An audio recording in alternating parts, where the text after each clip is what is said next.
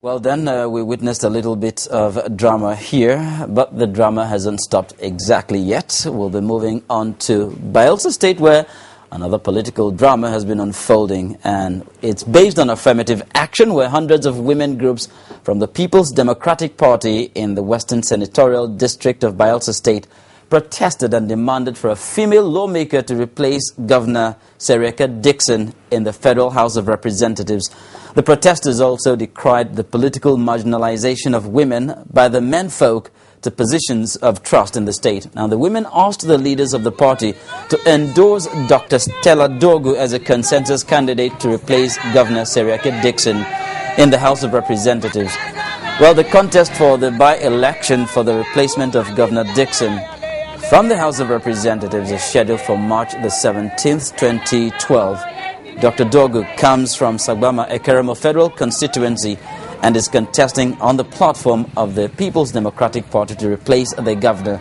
The protesting women carried placards and held a procession to the PDP Secretariat along Hospital Road near the government house in Yenagoa, demanding the implementation of affirmative action, and they terminated their march at the party's state secretariat, where their grievances were presented to the party's leadership. Take a look.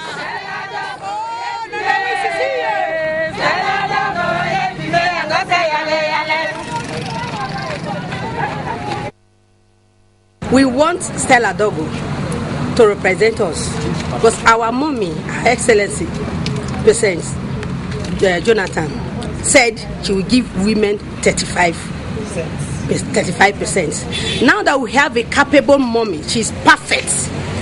She can carry all of us along. So we want Dr. Stella Dogu to represent us there. We, all the women from Bayelsa, Sagbama and Ekeremo, we want her to represent us because she's our mommy. She's capable. All the qualities that you want, she has it. She has been in so many offices, so she can pilot this boat perfectly. So we want her to represent us. The women from Bayelsa West Federal Constituency of Bayelsa State are here to solicit for our sister, our mother, Dr. Stella Dogu, that the vacancy we have in the House of Reps, we want a representative of the women. Thank God we have a woman that is representing us here in the State House of Assembly. We want a woman too to represent us at the federal level. And we have no any other person than Dr. Stella Dogu. She's ably qualified to represent us at that level. We are appealing to Bayelsans to vote for, especially the senatorial that she is from, the federal constituency, Sagbama Ekeremo Federal Constituency. Should vote for Dr. Stella Dogu for the forthcoming House of Reps elections. Well, affirmative action for you. The women are out in full force and are requesting for Dr. Stella Dogu to replace Governor Henry Seriaka Dixon in the House of Representatives in the Sagbama Ekeremo Federal Constituency. How that will play out, well, we're still observing, and we will still reach the conclusion of the matter when it finally unfolds. Well, from affirmative action, we'll be moving now to issues of, the issues of the plea bargain, and that actually put the Chief Justice of the Federation in the eye of the storm. Justice Dahira Mustafa has, abolished the plea bargain procedure hitherto employed by the Attorney General of the Federation and Minister of Justice in settling high-profile cases of corruption out of court. The CJN described the plea bargain system as a novel concept of dubious origin and insisted it was invented to provide a soft landing for high-profile criminals who loot the treasury entrusted to them. At the opening ceremony of the 5th Annual General Conference of the Section on Legal Practice of the Nigerian Bar Association, the Chief Justice's speech was read by Justice Nwale Sylvester of the Supreme Court, and he said, quote, "The system has no place in our law, substantive or procedural. It is an obstacle to our fight against corruption. It should never again be mentioned in our jurisprudence." Now, while pinpointing other aspects of the criminal justice system administration in the country that need to be overhauled, the CJN complained that this judiciary had in the past assisted corrupt former political office holders in tying the hands of anti-graft agencies by granting frivolous injunctions that immunize them, so to say, from prosecution. Well, we're now being joined by a lawyer, a legal practitioner, who will be helping us unravel these issues, especially the grey areas concerning the plea bargain deals. It is my privilege and pleasure to welcome to politics tonight, Barrister Tunde Rufai, a legal practitioner. Thank you very much. Barrister Rufai, the CJN has spoken concerning this issue of the plea bargain thing, that it was smuggled into the Nigerian legal system. However, I recall that somebody else did provide a legal foundation for that, and I'm quoting the National Human Rights Commission's chairman, Dr. Chidi Anselmo Dinkalu, who contended that the claim that plea bargain was never part of any Nigerian law until 2004, when the EFCC established it, is rather dubious.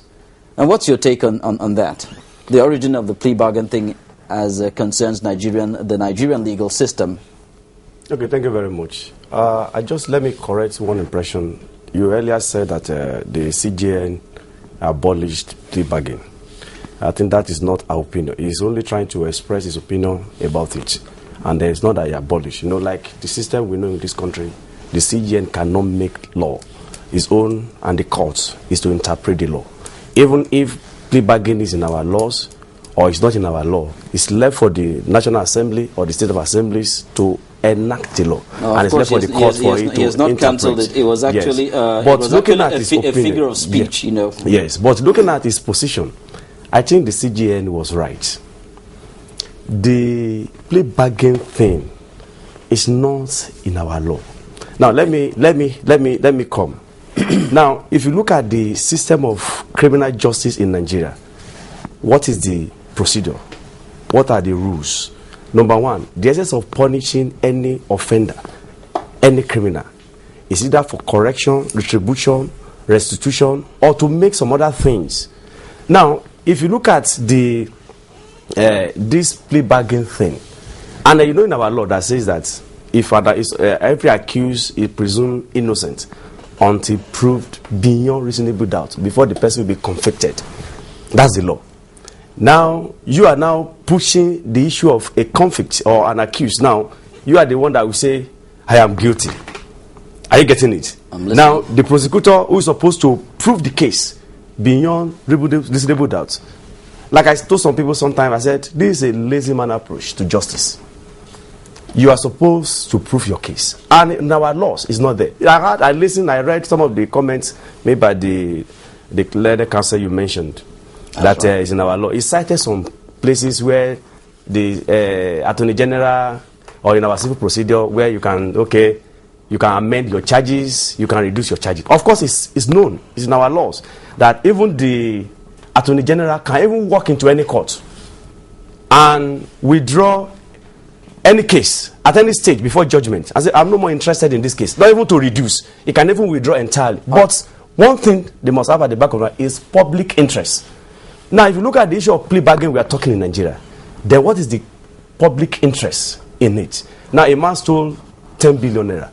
Say, come, let's discuss. And just bring the one you can bring. Then, when you bring it, then we just say, okay, we will not charge you for serious offenses. We'll just charge you for lesser one. You just plead guilty. And then we'll convict you. Instead of spending 10 years or 20 years in jail, you spend 3 months. Well, that's a simple explanation, but I know that in the law and the legal practice, things are not that simple. I mean, sometimes there are more gray areas than, the black and the white. But I would like to, read out the relevant section quoted by Mr. Odinkalu. He said, quote, Section 180 subsection 1 of the Criminal Procedure Act, provided that when more than one charge is made against a person and a conviction has been had on one or more of them, the prosecutor may, with the consent of the court, withdraw the remaining charge or charges, or the court on its own motion may stay trial of such charge or charges. This clearly provides legal basis for a plea bargain in Nigeria well before the EFCC Act in 2004. Now, I'll stop there. Okay. I'll stop there, but it is intrinsic, even if it wasn't there formally, what he implied is that the plea bargain probably existed in principle in the Nigerian legal system before it even became a formal phenomenon. Now, let's look at where you read. Because, you know, anybody can just read anything. Like I said earlier, that even in our constitution, the Attorney General of any state or the federation is allowed to reduce charges, to withdraw matters in court, or to refuse to prosecute anybody. But what they must consider is public interest. Now, from where you read, he said, reduce charges. Or that is when the accused have been, for example, now if somebody is charged for stealing or robbery or whatever, and is being convicted for robbery, while the stealing is still there. Of course, it's a wise thing, it's sin. For those, okay, he's been convicted for robbery and stealing. Okay, let's withdraw the issue of stealing. He's been convicted for robbery, stealing. So let's drop the issue of stealing. Yes. Now, I'm trying to let you understand that at least there could be some similar offenses that are similar. That's and right. Because he's been convicted on one, the Attorney General or the prosecutor may decide to withdraw that. But the issue of plea bargain. Now, let's look at it. What is it all about?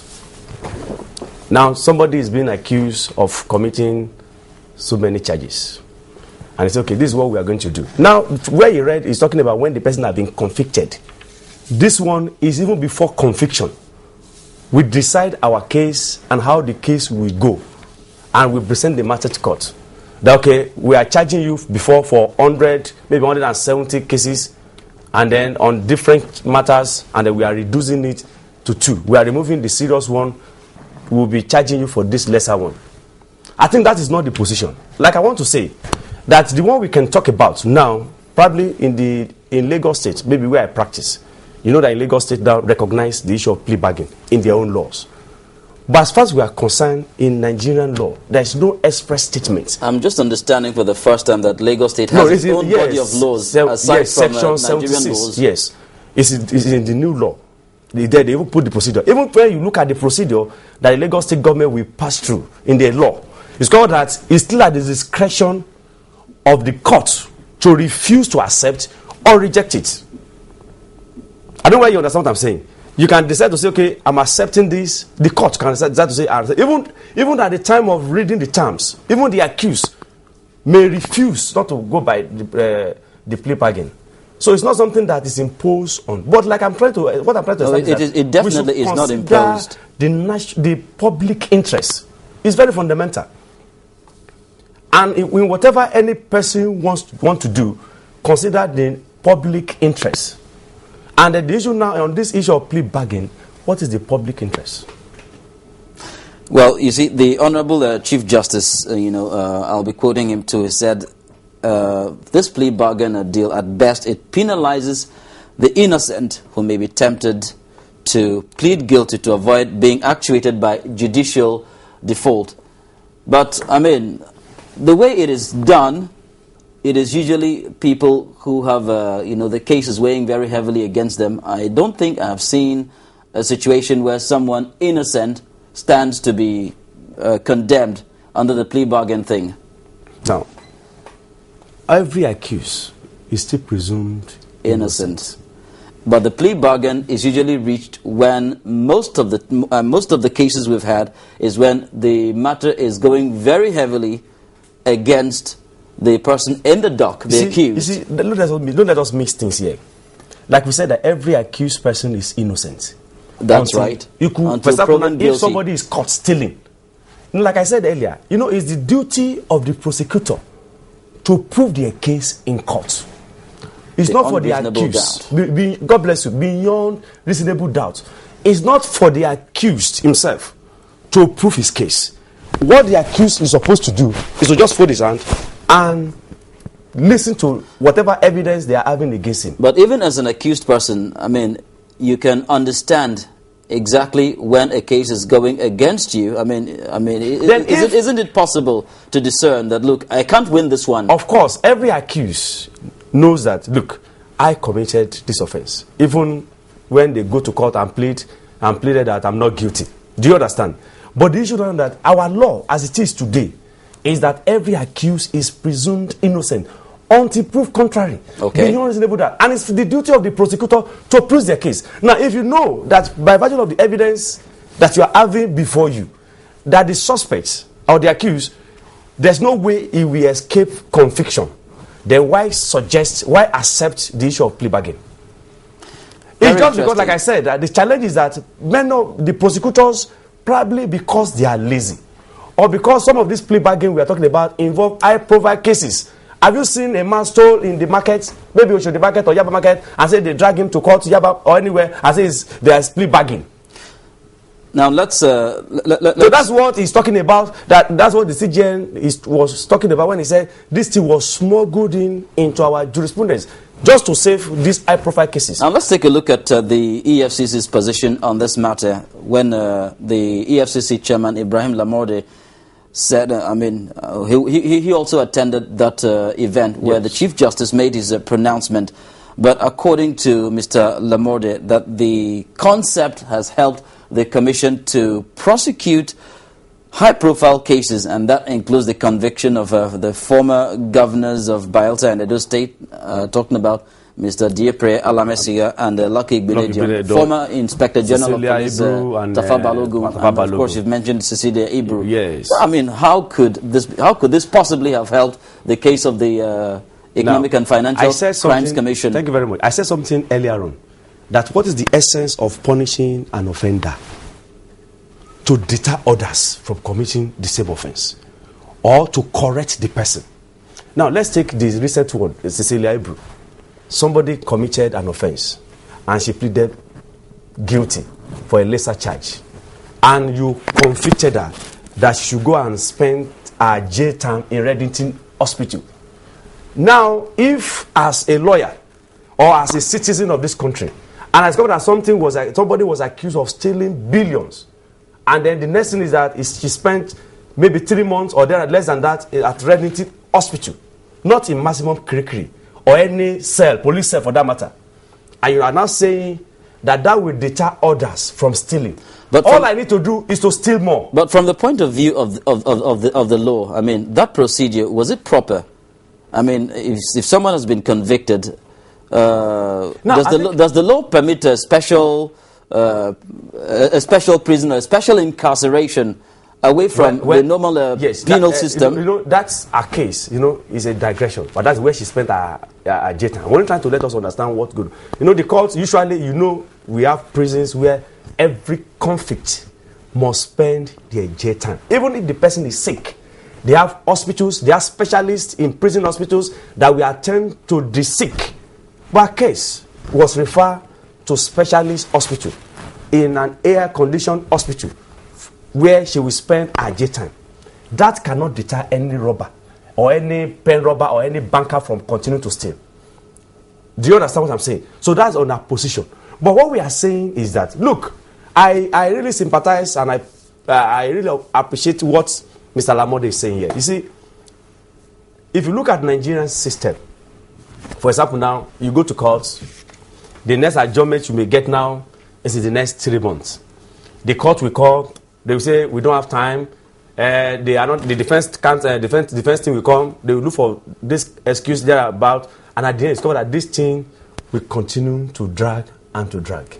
So what now, you're saying like essentially, the CJN said sometime, I think I heard him said it, that they should propose special courts for corruption matters. I think that is the best. For example, now we have election petition courts. We have courts for labor matters. Then what stops us from having special courts for criminal matters? So that once EFCC or any other government agencies knows that they have enough evidence to prosecute their case, instead of saying, come, okay, see what we have against you so much, why not plead guilty so that we can call press conference and say we have convicted so person and we'll be adding that to our numbers. We understand them, but they should see how they can make proposal to the National Assembly and see how they can arrange the system instead of because what we are saying that, like I said, we should look at the intention, the reason why we punish offender. is because most of the things that we are seeing here, nobody is being deterred. Because what I only do, if you steal 20 million now, I will steal more. So that I know that when I steal more, I will invest, I make more money, then I will go and steal more. So that when they come, I'll just Barrister Rufai, give me 10. you've made your point that the plea bargain concept is not helping our judicial system as far as the punishment of offenders is concerned. Well then, thanks so much for your contribution, and we still have not exhausted discussion on that. We'll find out, exactly what will happen to that particular concept as far as the Economic Financial Crimes Commission is concerned. Well, thanks for joining us on Politics today. I really appreciate it. Thank you very much, sir. And that was the issue of the plea bargain system, even as we discussed with Barrister Tunde Rufai. Well, we'll be moving away from the judicial matter of the plea bargain system to Edo State in the South, where Governor Adams Oshiomhole has formally flagged off his second-term re-election bid by picking his nomination form at the Action Congress headquarters in Abuja. The governor was received at the Benin airport by thousands of ACN faithful on arrival from Abuja, and he assured the people of the state that he would give his best to ensure the transformation of the state. He also thanked women in the state who paid for the nomination form, stating that he will be running for a second term because of his determination to redefine governance in Nigeria. Well, the ACN woman leader, Mrs. Modina Imovon, said they decided to purchase the form for the governor to appreciate his efforts to develop the state. Well, Comrade Oshiomhole, who said his campaigns will be based on issues, as each candidate will present the scorecard to the people. With your support for our nomination and the support of members of our party in Edo State, if we have the nomination to contest as a candidate on the platform of this party, trusting God, we believe that victory will be ours. But just to say, I'm very grateful, I'm humbled by the support I've received, and I promise that I am conscious of the fact that this party depends on one man, one vote. Every vote that we get is a vote that is earned. And to earn the vote, we must work for the people. And we are determined to continue to work for the people. Oh, that was the governor of Edo State, Mr. Adams Oshiomhole, on why he wants to run for a second term. And, well, it's interesting that his form was purchased by the women group of the the Action Congress of Nigeria, beg your pardon, in Edo State. Well, finally on the program, the chairman of the Independent National Electoral Commission, Professor Atahiru Jega, has also directed the 5 new resident electoral commissioners not to compromise as they join the Electoral Commission at an oath-taking ceremony which took place at the commission's headquarters. Professor Jega said the new commissioners must not make too many demands of their host communities. He also charged the commissioners to help the commission to learn from past elections in preparation for the 2015 polls. You are coming at a time when the Independent National Electoral Commission has been busy drawing lessons from the elections that we conducted in April and the other gubernatorial elections which we conducted since then, and trying to now learn from these lessons and factor them into our preparations to keep on improving the electoral processes leading to 2015 general elections. Please maintain a good, decent relationship with your host communities, but please make sure that you do not become too demanding or outrageously dependent on your host communities, particularly the state governments. Maintain a dignified relationship and make sure that you do not give anybody any reason to rubbish your integrity or to insult you or the commission, so that at the end of it all, you will have a clear mind and a clear conscience in terms of what you do in the interest of our country. A word indeed is enough for the wise, and those are the words of the chairman of the INEC, the Independent National Electoral Commission, Professor Atahiru Jega, to electoral commissions who have just joined the commission. And it's with those words of advice that we will be drawing the curtains on this edition of Politics Today. We promise to keep in touch with political events to keep you abreast of recent developments on the political scene in Nigeria and probably beyond. Thanks for staying with us. I'm Charles Aruka. Have a good night.